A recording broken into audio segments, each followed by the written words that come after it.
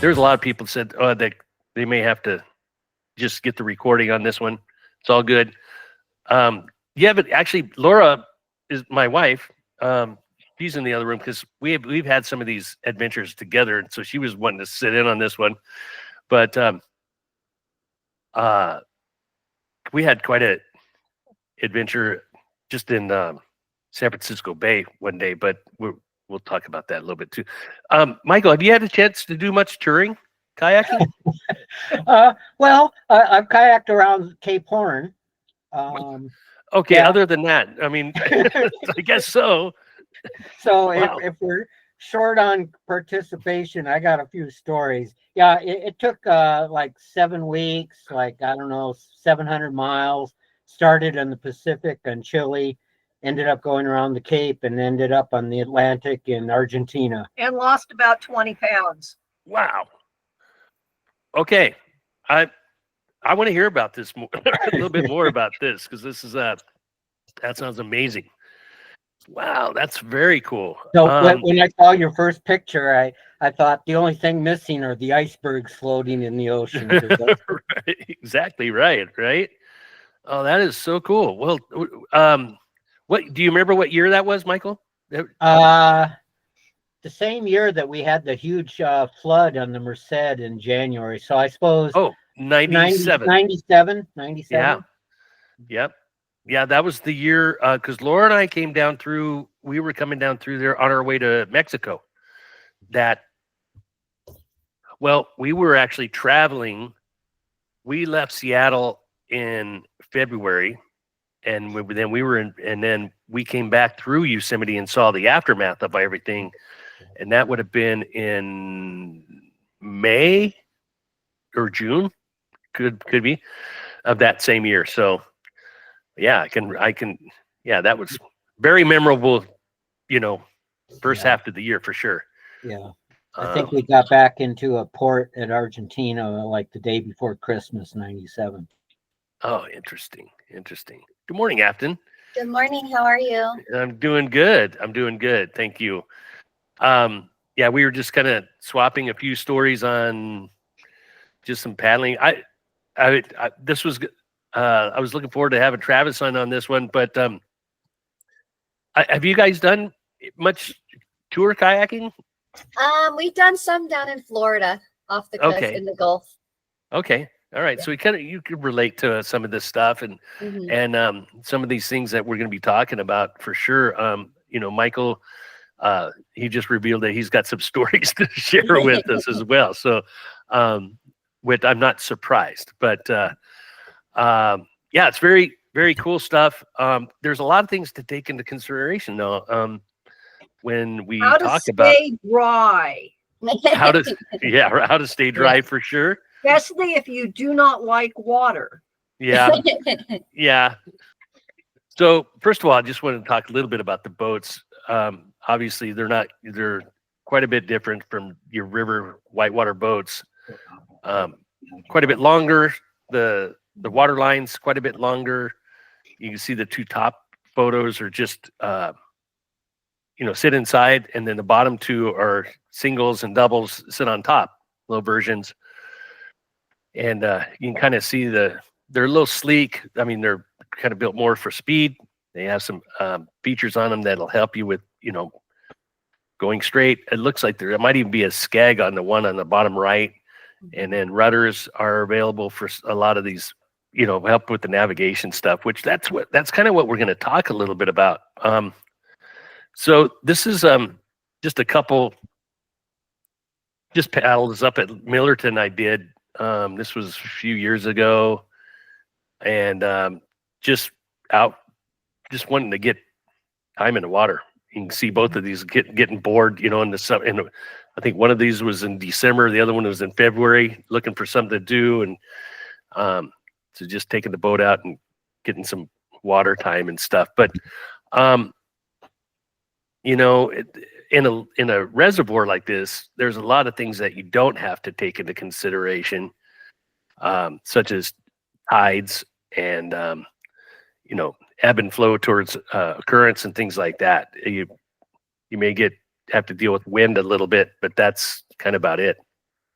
But this was a pretty good video, and I think Michael will probably have a few things to talk about once we get out through this. Just a short one.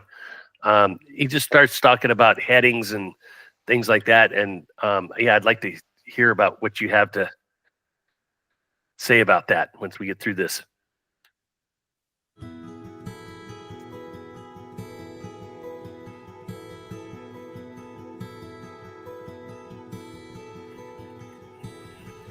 Because if we can see where we're headed, it's usually easier to use a transit than a bearing. In this example, the tide is flowing strongly in this direction. This line shows the bearing I'm trying to follow. If I stick to that bearing, making no allowance for the tide, it pushes me well off course. My bearing is unchanged, but I'm going to end up in a different place. In this case, with land behind, it's much easier to use a transit, also called a range. A transit in its simplest form would take a bearing with a compass on what we're aiming for, set the boat up heading towards that, and then pick something in the background that's easily identifiable. So we'd have two things lining up, the thing we're aiming for, something in the background, and if we start to drift, then the relative position of these two moves. So the thing in the background moves the same direction that we're being drifted. This time, I've lined up the end of the island where I'm heading, with the white house on the far shore. I could also have used the red buoy. These 2 points are a visual reference of my bearing, shown by the blue line. I'm trying to keep the 2 points lined up while I kayak across a now more powerful tidal stream. To keep on transit, I have to turn the bow into the flow, which means my compass no longer shows my bearing. But by keeping the transits in line, I'm straying very little from my course. I know when I've been drifted and I can climb back on course. On a different piece of coastline, you can see this from a kayaker's perspective. I paddled here by keeping the end of the island in line with the white building behind. Now if I allow my kayak to drift to the left, the more distant transit also appears to drift to the left. My kayak is off course in the direction to which the far transit appears to move.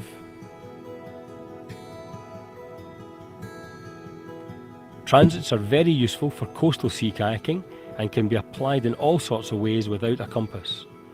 For example, knowing when you're in a shipping channel.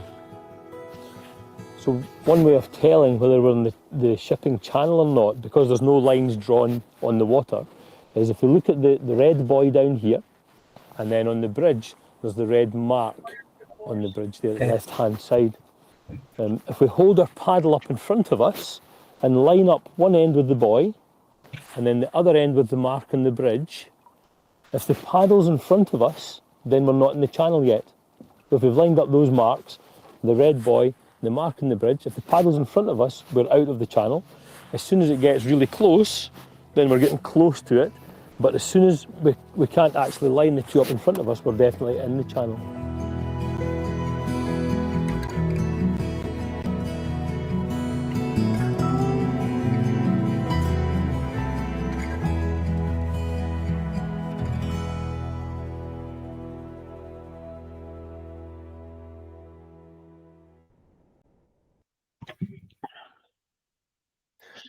So very basic stuff. I mean, you can almost teach yourself this stuff.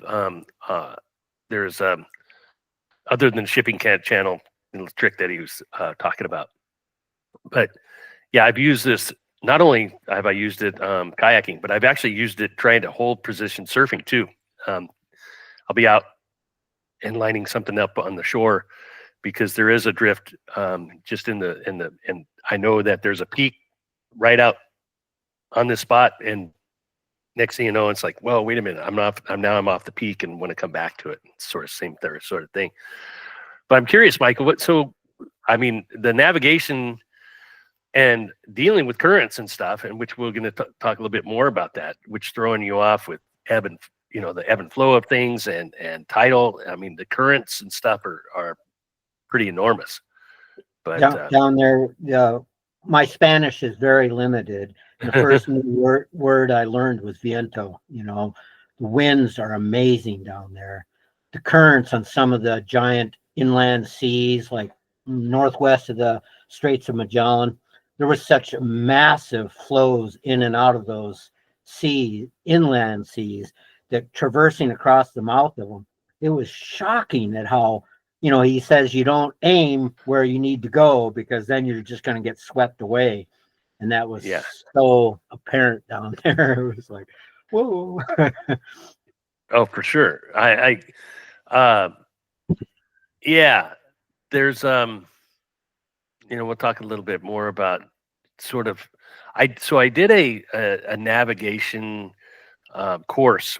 It was about, I want to say it was over a number of weekends up in San Francisco Bay, and it was for a certification, like from the American Canoe Association was putting it on self-rescue, group rescue, navigation was one part of it. Reading tide charts and all kinds of different things that would come into play. I mean, it was kind of fun. I mean, we would go out right in the mouth of San Francisco Bay and during like a big ebb tide. So the tide's going out. And so we'd take our boats out there right underneath the Golden Gate, flip them, fill them, and then say, okay, get back in, and you're on your own. Well, it's a little alarming because, okay, I can get back in. I know how to empty my boat in the water by myself and all this stuff, and I can get back in it. But at the same time, there goes the Golden Gate Bridge, and I'm drifting. I'm heading out to sea. And so that distraction of like, now it's almost like a little panic. It's like, my gosh, I need to do this, because for every second that I'm messing around with this, I'm further out into the open ocean and stuff. So it was an interesting course. I learned a lot, and then obviously little tricks like this and getting back in and stuff. But there's a whole new set of things to take into consideration when you're out touring, and especially open ocean, like you were saying, Michael, with the winds and the currents, tides, that are going to be affecting those currents, and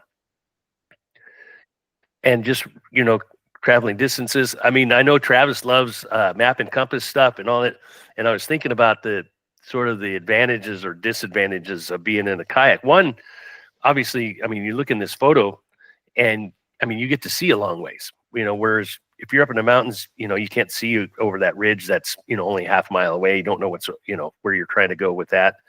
You just have a direction. It might be down the forest. You don't get that long range visibility thing. So you have an advantage of usually being able to see, unless it's foggy, weather situations or something like that. Then you got that disadvantage part. Then the other thing that is a disadvantage is it'd almost be like if you had a map and compass out in the forest, but the forest floor was moving. So you're trying to stay on course with what everything's going under, and it's wanting to throw you off course. So you can't just take off in one direction for 30 minutes and expect to find that big outcropping of rock that you're searching for or whatever. So it's a different, it's sort of relatable, but not even close to being the same. So it's kind of interesting stuff. There is another video here that kind of correlates with this, and it just kind of builds off that. And we'll take a peek at this one too, and then we can talk a little bit more about this.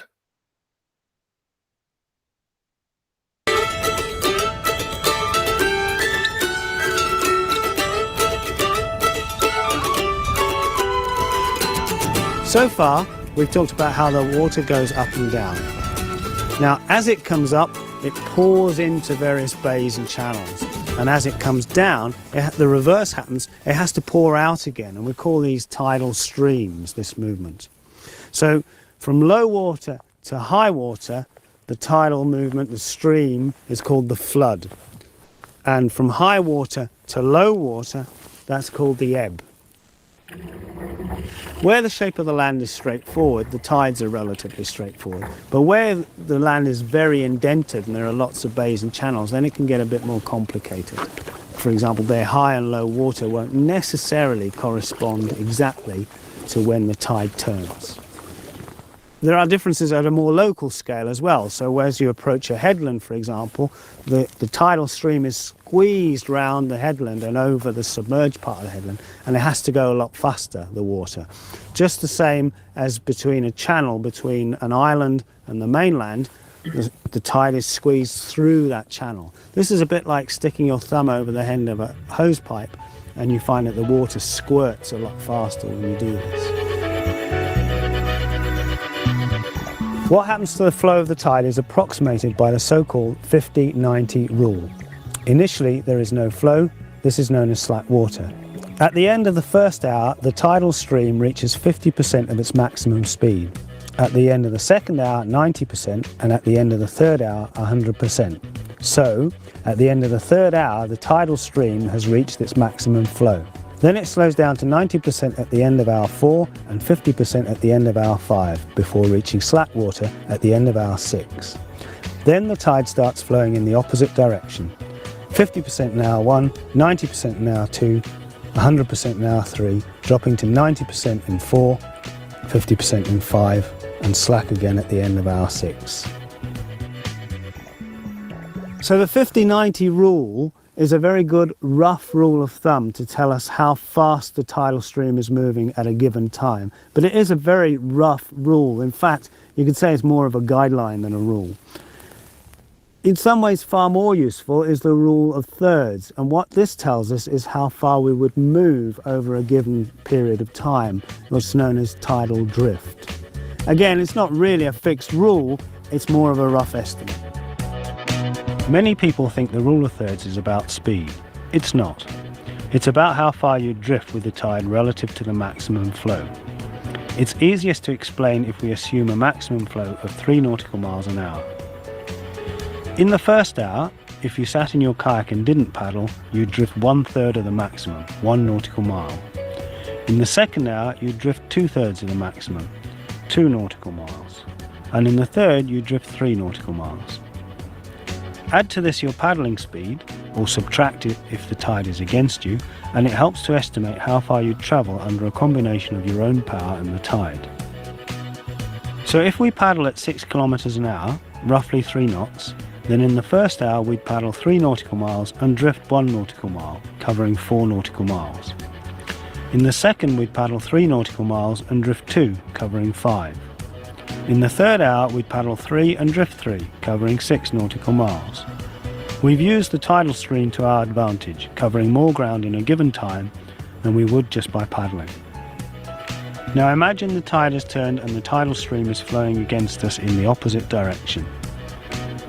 In hour 1, we may put in the effort to cover 3 nautical miles, but because we are paddling against a 1-knot drift, we cover just 2 nautical miles. In hour 2, we again put in the effort to paddle 3 nautical miles, but the drift against us has risen to 2 knots, so we cover just 1 nautical mile.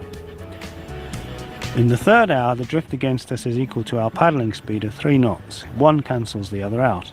We could paddle for the whole hour and not cover any ground. This is just one way in which we can work out the extent to which tidal streams can help or hinder our progress. This is a very rough rule, and there are more precise ways of calculating tidal drift. However, for most practical navigation purposes on the deck of a kayak, that's all you're ever going to be able to use or need.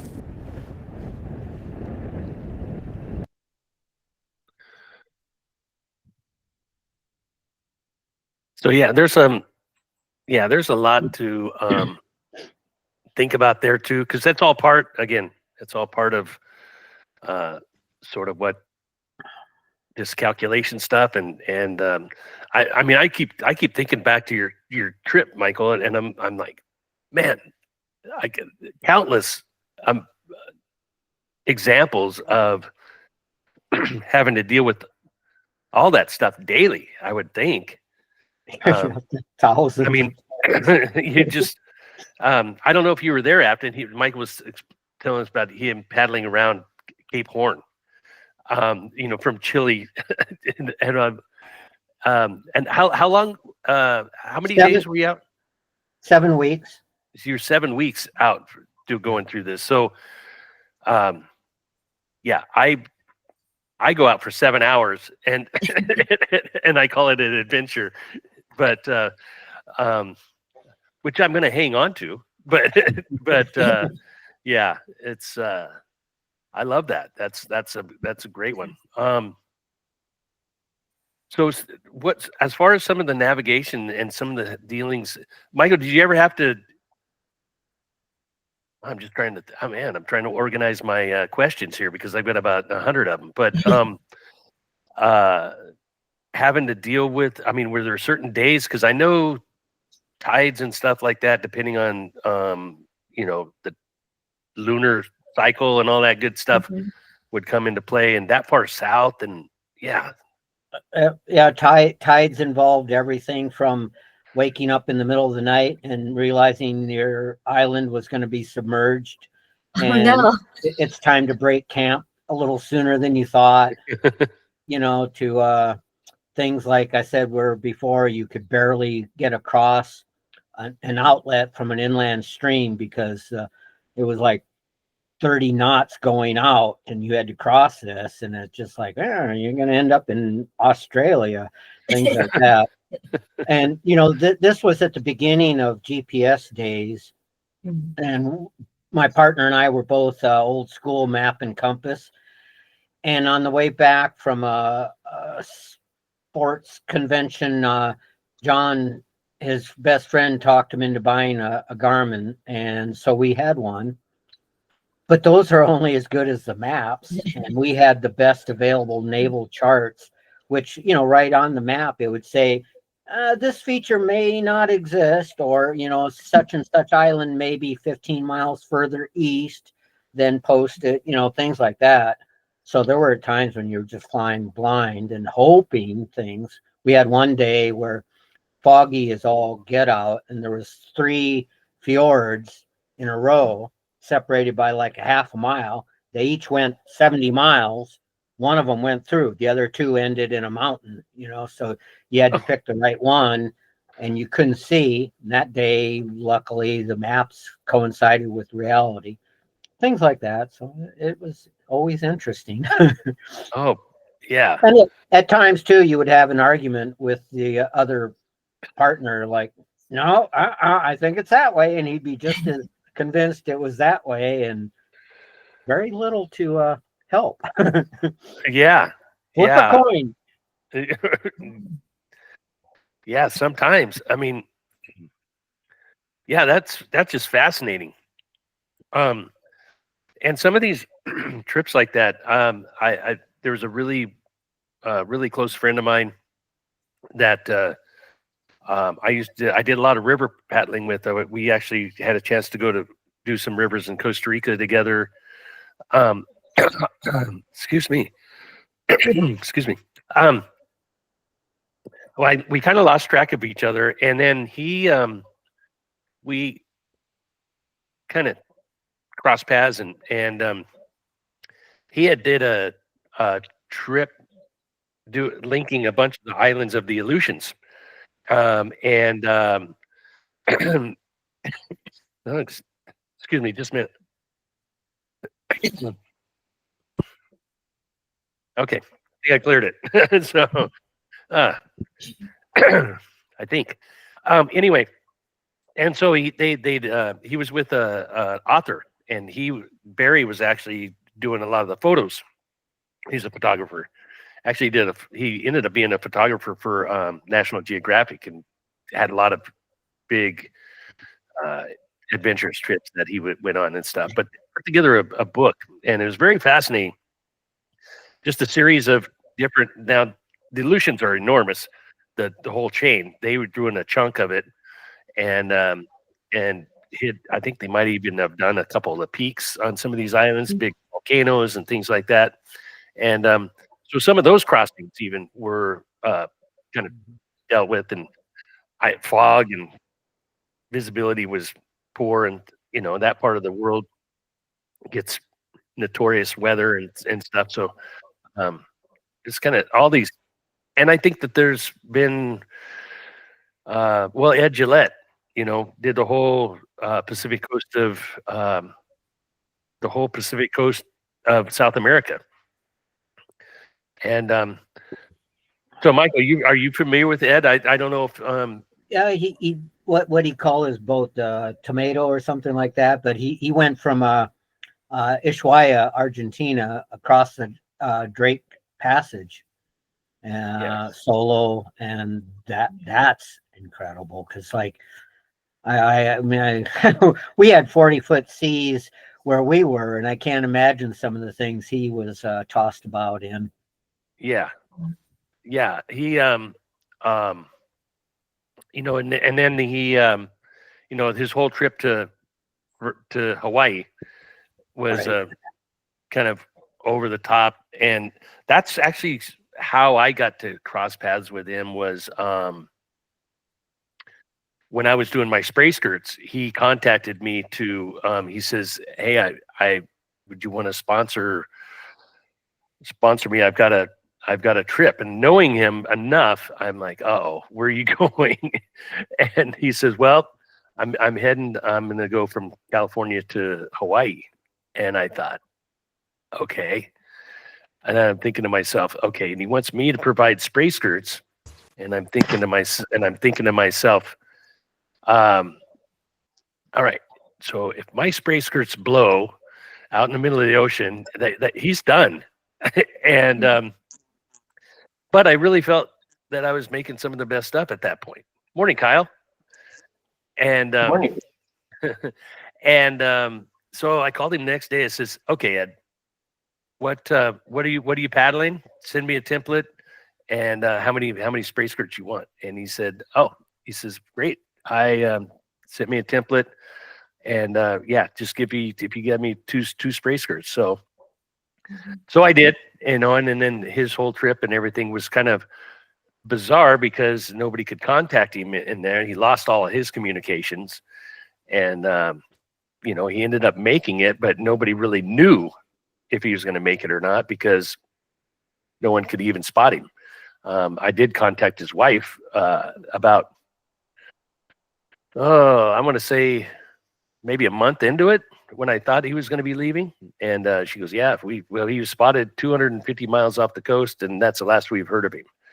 So, but anyway, I ran into him about several months later, and he back down in San Diego, and chatted with him a little bit about the trip and stuff. So it was a pretty interesting guy. And, you know, that's a whole different, you know, we're talking about open ocean, probably not, I couldn't imagine really being affected too much as far as tide goes, but definitely currents and wind obviously is going to come into play a lot. So probably not going to have, because tides to me would be, you know, next to the shore, islands, inlets, fjords, you know, those kinds of things are going to be very affected by tides and the transfer of that much water being affected by the land shape and everything. Let's see here. Let's get some. So that's pretty much all the video I've got. So this is a trip that I actually had to put together on the course that I was talking to you about.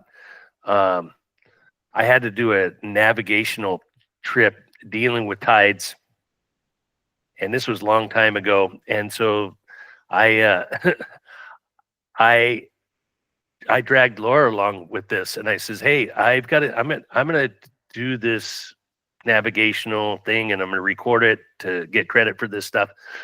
And I'm gonna have to deal with setting of courses, setting my times, and I had this pretty well squared, you know, sorted out. So we were gonna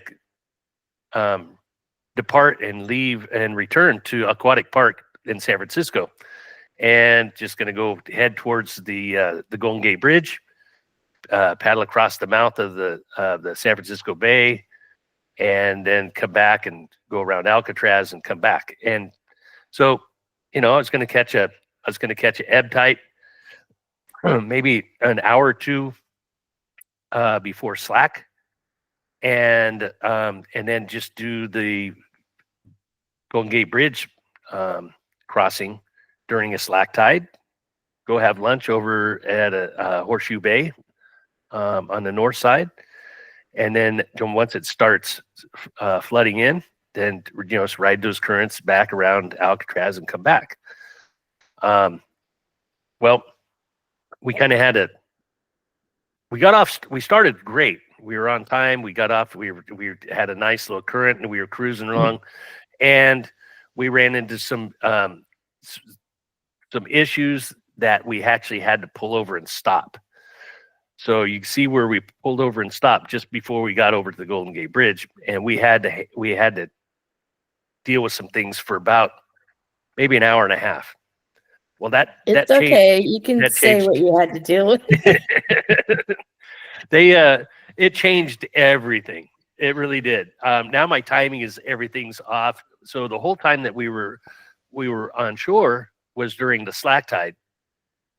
And so once we got back in the boat, then now we're starting to flood in. And so you kind of see our decision making. We started across the Golden Gate Bridge, and it's starting to really flood in there. And so we were trying to figure out, okay, do we need to go across right here on the east side of the bridge? Do we go outside the gate and then let the currents drift us back in towards Horseshoe Bay? So we got outside the gate, and we started paddling, going to make a ferry across it. And the current was so hard. I mean, I was looking over my shoulder, and the south tower of the Golden Gate Bridge was coming at us fast. And I'm like, we're not going to make this. So we kind of cut back in. We went back inside the bay, and we drifted across. We made it across, but by the time we got over on the far side, there was like a 4-foot eddy fence that we had to push through, punch through, and it took everything we had to basically together to get through that. So we finally got over to Horseshoe Bay, pulled in, had some lunch, drank a bottle of wine, and kind of regained our wits and everything. But by the time we got back in the boats, then we were at maximum flood, and I've never gone that fast in an ocean kayak. Michael, you probably have experienced that when the tides and everything are going with you, and I mean it's just flying. And I mean there was buoys that we passed that were fixed to the bottom that looked like they were being dragged through the water, like like something pulling them at behind a car or something. We went from Horseshoe Bay to Alcatraz, and it seemed like just minutes, and then came around the backside of it, set in the eddy behind Alcatraz, and then made the push across. But that's a memorable one for us. Never forget it. But it was a lot of fun, and yeah, there he is. And are you paddling in that river, Trev? Yeah. But it was a great trip. A lot of fun. And let's see what else we got. Just a couple things here. I don't know. Oh, actually, there's one of the spray skirts from Ed that he signed for me, gave back to me. So that one's made the trip across. That was kind of fun. But let's see. I don't know if I really even have anything else.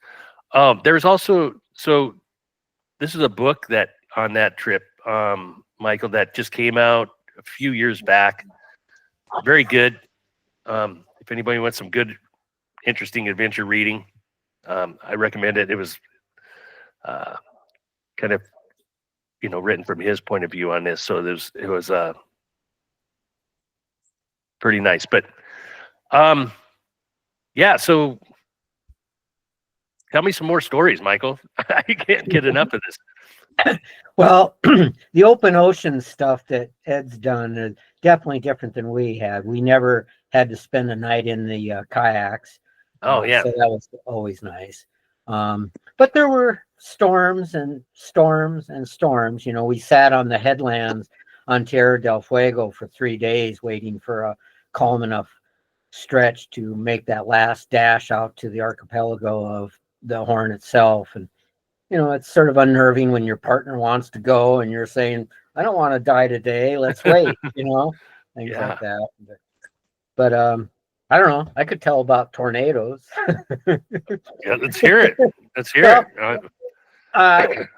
Anybody that's associated with whitewater has probably heard of the Willy Wah brand of rafts. I did not know the Willy Wah is a southern name for what we call the mono winds. Okay. Okay.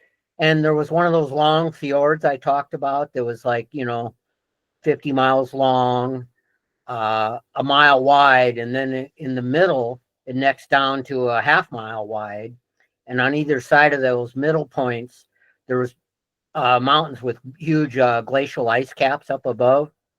The sun would hit them, warm up, and then down the canyons would come these winds, and where they'd meet, just like on a river, the air currents would form eddies that were forming and casting off tornadoes every minute. You know, and I've come from South Dakota, so I can say these were tornadoes. They weren't little whirlpools or dust devils. They were bloody tornadoes, you know. So weather can be interesting, I guess. Yeah. Well, you know, and you think about that. I mean, because you know, living in Central Valley, you know, we have severe weather that you know, we see it coming, and we have forecasts and all kinds of stuff, and things change, and we get used to different cycles and things like that. But that's that sort of weather that's very raw and very wild, and there different aspects of, like you said, the warming, the cooling, the you know, snow caps, and even water levels and things like that affect all those things. It's yeah, that's I can't even imagine. I really can't even imagine. That would be fascinating. Travis, D, how are you doing? Yeah, we were talking about that a little bit. So you guys have done a little bit of paddling, like down in Florida, some other places, or anything like that? Or you have any touring stories you want to throw to us? We have a couple. I know that Afton and I went paddling on the Gulf, now what's called the Gulf of America, which sounds really weird. Really weird. Anyway, point being, we were out there. We were paddling from, oh God, it was probably, I can't even think of the names of the places right now, but it had so many sandbars and oyster bars on the way that to navigate it, you would get into like inch deep, 2-inch deep water. You go from the deepest water to 2-inch deep water, and you just had to re-navigate the whole way through. So it was really easy to get turned around, and really easy because there's no land masses that you can see besides these sandbars every once in a while, and you'd think you're in a straight line going to the right way. But you can get so turned around so fast. So if you're not using your compass, you're not using maps for the process, it's so easy to get turned around. It was an experience, a really good experience. I don't know if Afton would say the same thing, but I thought it was a pretty good experience. Yeah, there's so many different factors that kind of come into the play of this too. Like you're, you know, expressing, whether it's just things under the surface. Now you get to catch at a different tide. It's completely different. You go a completely different route, right? Exactly. And so all those things. Yeah. So Kyle, have you had much paddling experience on that, or I know when we start getting on cycles, I'm gonna be calling on you. So actually, to combine the two, I just like 2 weeks ago got a raft that I can strap onto my bike. Oh, really? Yeah, it's Cocopelli's like Road Light. It's like 6 pounds or something. It's in my car, but I haven't broken down the box yet, so it looks like that roughly inflated. Okay. It's upside down in that photo. I don't know why they always pictured it like that, but the narrow end's the front. Okay. I've used it once. Like last week, I rode down to just the San Joaquin River under like near Woodward Park, and was able to just set my bike on it, and it sits super solid, doesn't go anywhere, no straps or anything, and just floated for. I forget how slow paddling is. I was like, oh, I could have ridden here in like 5 minutes, and I've been on this boat for like 30 minutes. I mean, I was not trying to go fast, but still, I was just like, I haven't really gone that far. But it's definitely was really fun. And there's so many spots out there. Like, I forget how many little like kind of islands and stuff are in that river that it's little spots you can't get to otherwise, and little beaches and. That's true. That's true. Do you remember where you took out on that? Literally directly under the freeway. 41 or? Yeah, 41. Okay. Yeah. I'm somewhat. There is like an official spot to take out there in that exact area, but on the other side that you drive to. And then because I rode, I was on the Fresno side, but it's the same thing. This river's not very wide. Is that where that golf driving range is? Yeah. So by the driving range, there's a park that isn't kept up. It used to have like a really cool, what do you call it? Like an interpretive trail that told you about local trees and birds and stuff. But there's this like 1/4-mile trail that's down by some picnic benches right there. And there's like an official parking that is like for putting in kayaks. And that's on the like Madera County side. I was on the Fresno County side, the same spot. And then floated down to like Sycamore Island where all the like, a lot of people do fishing out there. And there's also a little spot there that I came back out at and rode back. That's awesome. Well, I want to hear a little bit more. We'll talk a little bit more about your watercraft there. That's it's fun. I'm excited to take it up to some alpine lakes because it's also and I got a 4-piece paddle, so 6 pounds is pretty light. That'd be worth taking it out there. Yeah. That would be. Well, that's cool. That's really good stuff. To be honest with you, I don't really have any more of a presentation. I was hoping that, I've gotten a lot of, input from you guys. Michael, you've been great.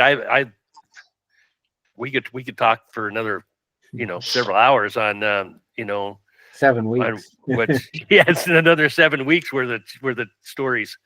But yeah, that's amazing. No, so what's some of the other ones? You do any other paddles? What else have you had a chance to do? As far as sea kayaking, that's kind of funny when John approached me through a North Face. We each had a friend in the North Face company, and Jeremy recommended me, and so we talked, and I told him, the only sea kayaking I've done is a little week of easy Baja California stuff. Yeah. And he says, that's okay. I want somebody with class 5 whitewater skills. Yeah. I understand why now, I mentioned around the Cape, 40-foot seas, but they were just, swells, they're actually kind of fun.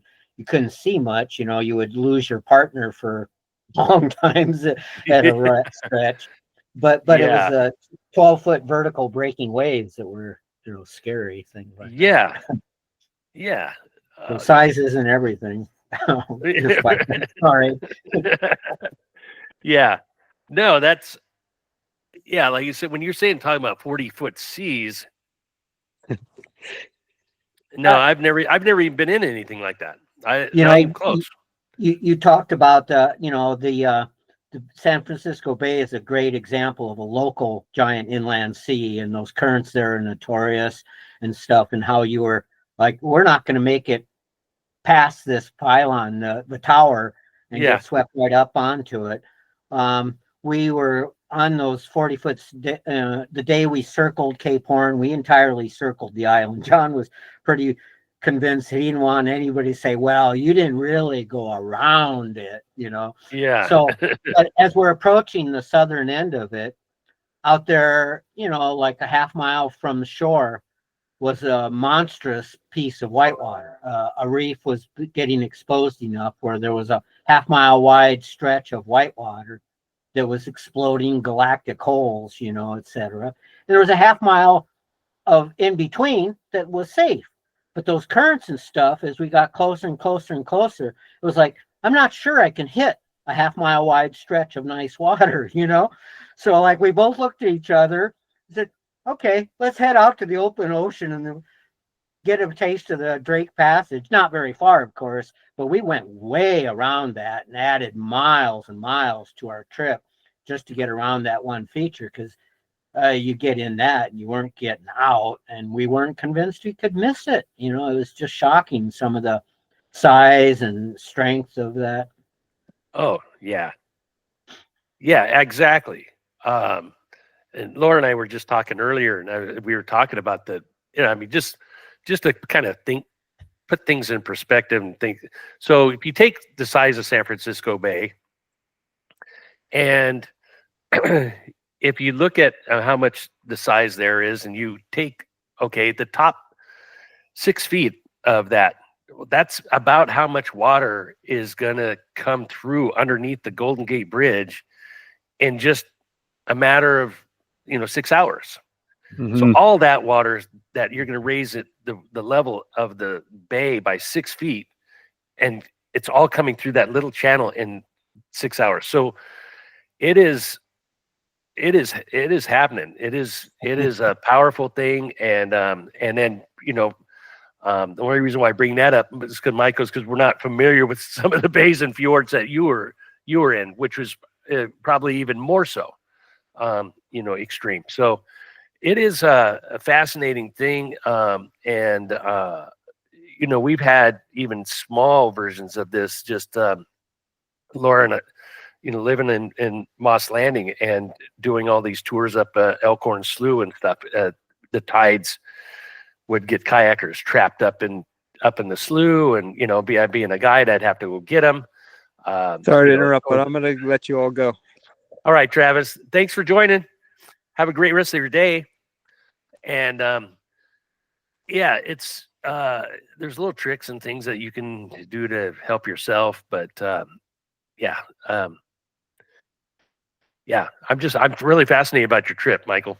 I'm really fascinated about that. I'd love to hear more about it. But that's kind of all I've got really today. I just kind of touch on some of this stuff. I'm not expecting anybody to say, oh, okay, now I can go, paddle San Francisco. No, this is just sort of things to think about, when you're now.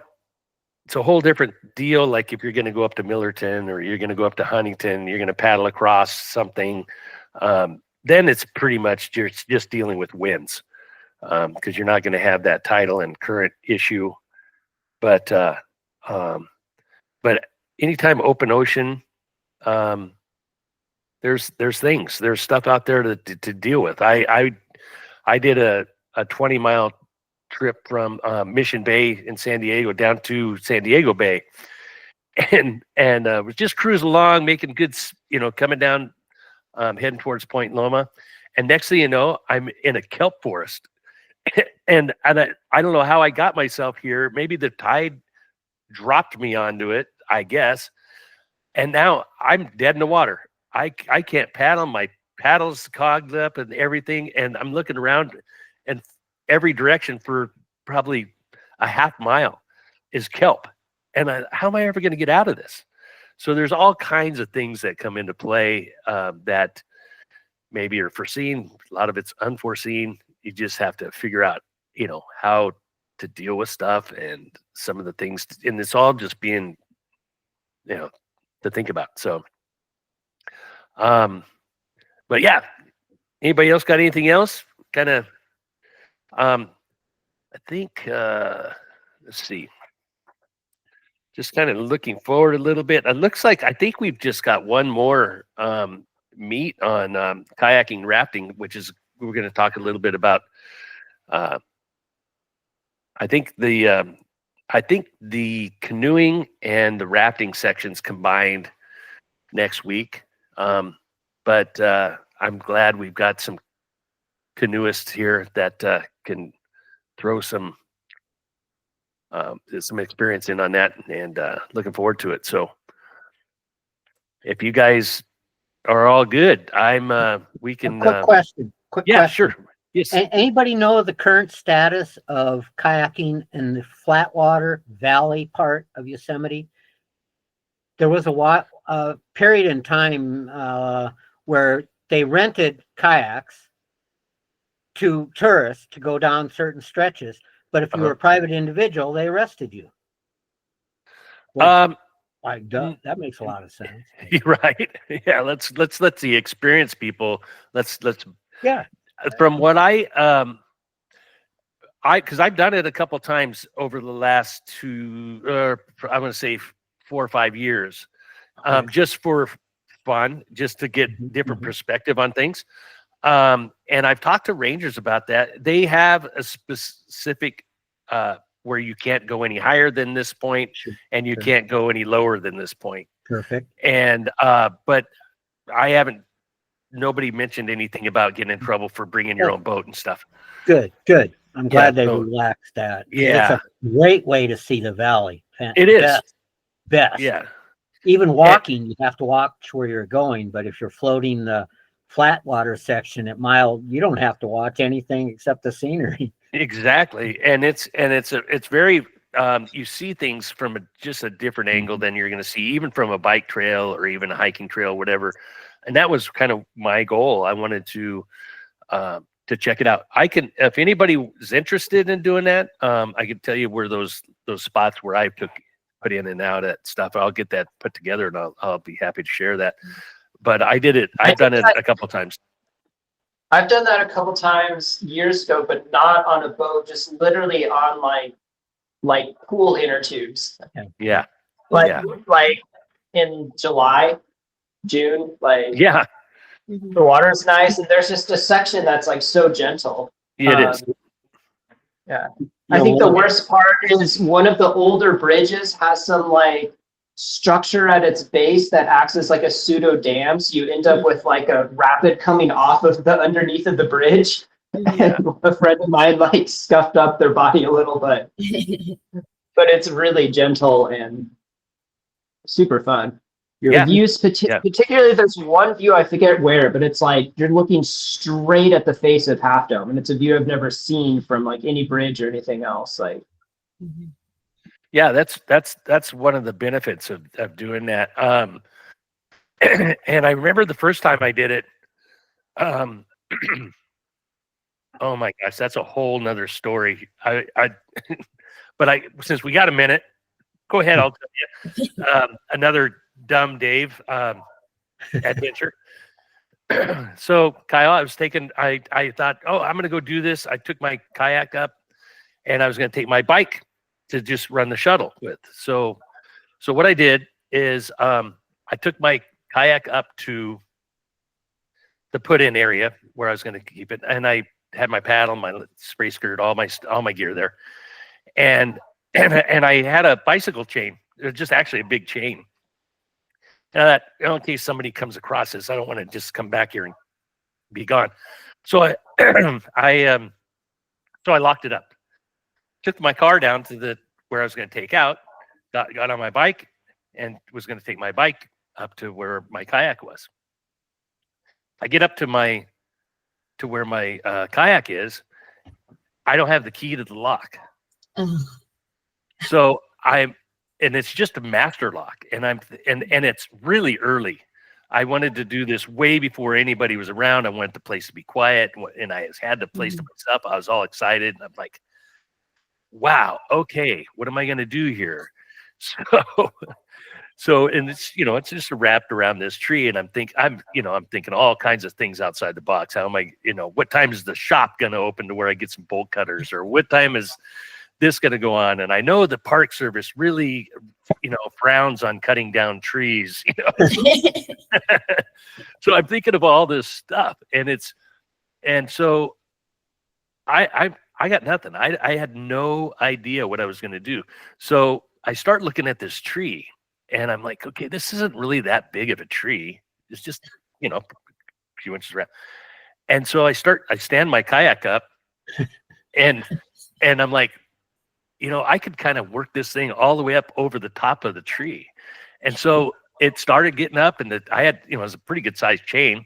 So I get it all the way around it, and I'm like, the tree's starting to kind of bend over, and I'm like, and I get the boat off the top of the tree, but now I've got this big chain hanging off the back of it. So I'm like, okay. And so I basically just took the chain and I put it down in the cockpit behind me, and I had a carabiner, and I just clipped it there, and I went kayaking. And but then I had to on the ride home, I've got this chain hanging out the back of my kayak on top of the car. I kept having visions of this thing, get loose and just smacking the heck out of the top of my car. So anyway, I salvaged the day. It was fun, but I still laugh at that. I'm like, wow, what Anchors away. Yeah, the things we do, right? And just stuff goes wrong, and you have to figure it out and make the best of it. And who knows? But it's that's where the memories come from, because if I didn't go do that day, I couldn't have told you what else I would have done. I'd sit out in the backyard or whatever. So anyway, you guys have a great week. Have fun. Like I said, we got a couple things coming up, and yeah. So I appreciate, man, I can't even tell you how much. The YouTube thing is kind of working on it a little bit. Got a few of our recordings in there. The one I'm really trying to work on is one that back when we were doing snowshoeing, and Laura and I were actually camping out at Millerton, and so we kind of had our meet. And the internet was really splotchy. It was in and out. And so it's really testing my editing skills to salvage that one. But we'll get that put together, and hopefully, we're going to talk. Maybe we can get some more people involved and participating and stuff. But I always love seeing you guys, and I appreciate all the input and stuff. Thank you, Dave. Yeah, thank you. Thank you. Yeah, okay. All right, you take care, you guys. We'll see you next week.